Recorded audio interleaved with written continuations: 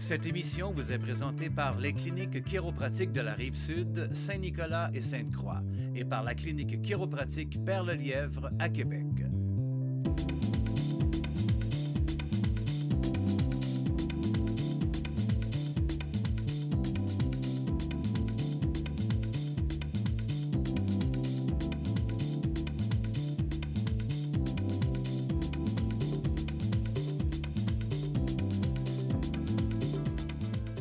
Bonjour. Le mal de cou, ça c'est comme un mal de tête ou un mal de dos quand on en souffre.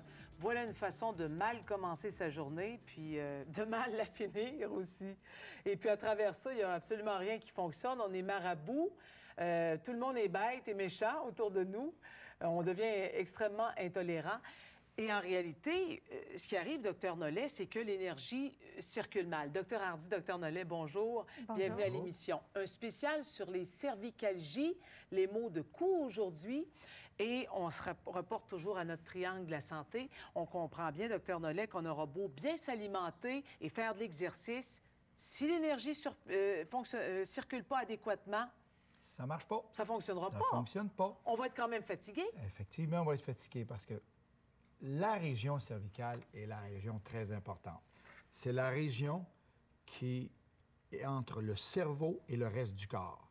Alors, s'il y a un blocage qui est là, l'énergie ne passe pas dans tout le reste du corps ou passe mal.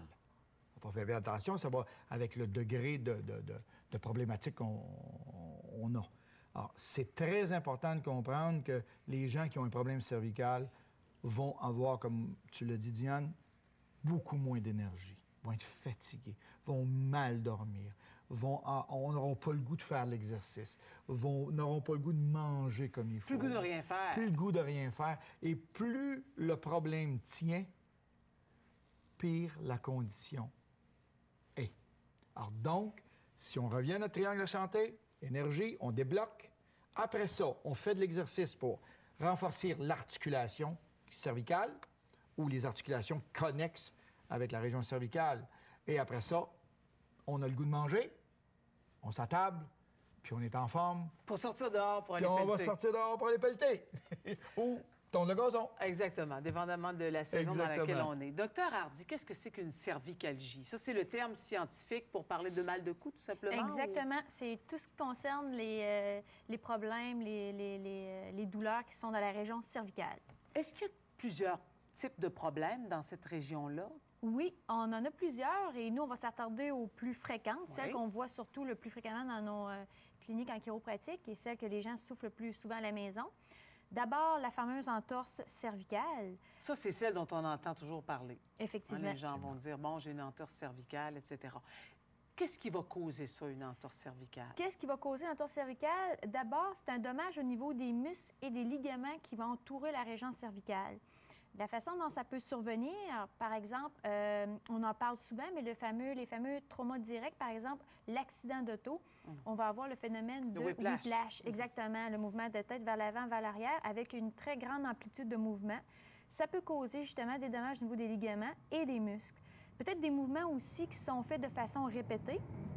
Et les syndromes de posture, c'est-à-dire garder la même posture pendant trop longtemps.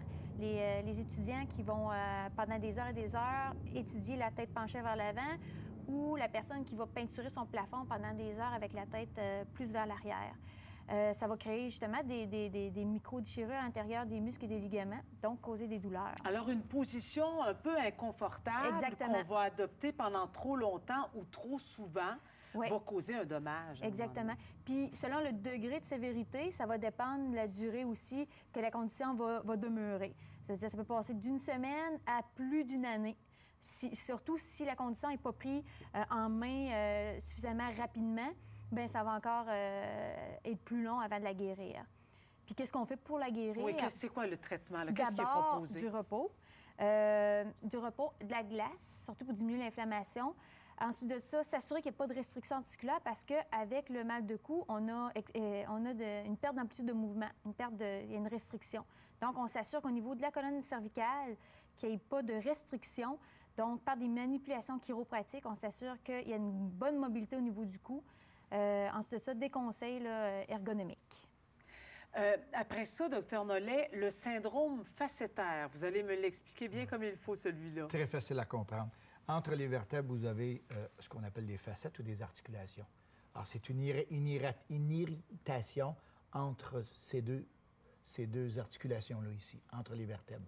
Alors, vous l'avez dans toute la région cervicale. Et ça, qu'est-ce qui va amener ça, ce problème-là? C'est à peu près les mêmes causes que l'entorse cervicale. OK. OK? C'est-à-dire des mouvements répétés, des contre-coups, des chutes, des accidents, des mauvaises postures des mauvaises aussi? postures, des mauvaises postures au travail. Lorsqu'on est assis, on travaille à l'ordinateur, la tête trop en haut ou trop en bas. Alors, ce sont tous des causes qui vont amener ce genre de problème-là. C'est associé avec, habituellement, ça va être associé avec des maux de tête. On va avoir une douleur qui est locale, qui est très locale au niveau de la région cervicale. On va avoir beaucoup de difficultés à garder la tête en extension. Souvent, les gens qui ont un problème facétaire depuis longtemps nous arrivent puis ils ont la tête penchée par en avant. Oh. Parce que lorsqu'ils amènent la tête par en arrière, ça produit des douleurs. Aussi, plus le problème existe en longueur, plus les douleurs vont s'irradier vers les épaules et vers les bras. C'est ce qui va se passer. Parce que là, comme vous disiez tantôt, là, le cou est quand même entre la tête. Donc, on peut penser que parfois, ça étire, ça élance jusque dans la tête. Exactement. Puis à d'autres moments, bien, ça descend par les Effectivement. épaules. Et aussi, le haut du dos va être affecté par cette condition-là. Et comme on a vu dans d'autres émissions précédemment, on peut penser qu'on a un problème plus bas dans le bras. Effectivement, ça peut descendre jusqu'au bout des doigts. Donc, on peut penser qu'il y a un problème au niveau d'une tendinite ou d'une bursite ou des épicondylites au niveau du coude ou un syndrome tunnel carpien. Tout à fait ça. Et en réalité, le problème est au niveau du cou. Le problème vient de la région cervicale, effectivement. Vous m'aviez même déjà raconté, Dr Hardy, à l'extérieur des ondes, que quelqu'un que vous connaissiez, vous aviez entendu parler, s'était fait opérer pour le tunnel carpien. Souvent. On l'entend souvent même. Oui. Ils font opérer pour, par exemple, les tunnels carpiens. Et alors, puis après ça, il n'y a pas de... Ils guérissent pas parce que le problème était au niveau du cou. Exactement, le problème est au niveau du cou. Raison de plus pour consulter en chiropratique. Définitivement. Vous allez finir par nous convaincre là, d'aller vous voir régulièrement. Hein? J'ose espérer. Ben oui. J'ose espérer que vous et tous ceux qui nous écoutent vont se poser des questions. Oui, puis d'autant plus qu'en discutant de plus en plus avec vous, en vous connaissant davantage, vous avez commencé à me parler d'alignement, même pour quelqu'un qui ne souffre pas. Moi, j'ai mal nulle part. Écoutez, je vais vous donner un exemple. Une personne qui a pas de symptômes, pas de douleur, mais qui ne sait pas qu'il y a une faiblesse au niveau de l'articulation du cou, au niveau des vertèbres cervicales. Ça veut dire qu'il peut avoir une courbe trop prononcée ou un manque de courbe, ce qu'on appelle une hyper- ou une hypolordose. Alors, il y a déjà une fragilité dans le cou. Lorsqu'il y a un coup, une chute ou un accident, est très vulnérable. Oh.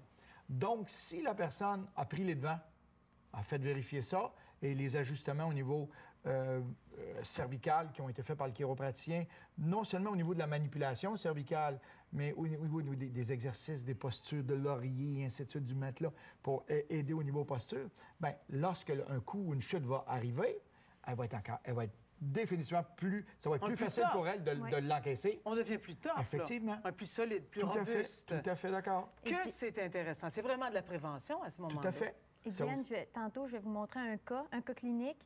Et justement, c'est exactement ce que Dr Nollet vient de raconter.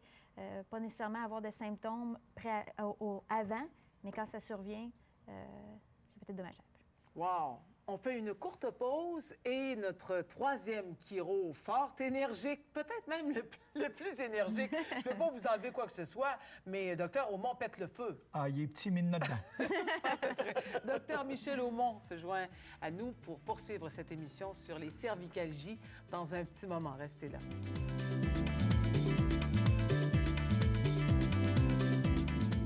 Voici les coordonnées pour joindre ou poser des questions à l'un de nos chiropraticiens.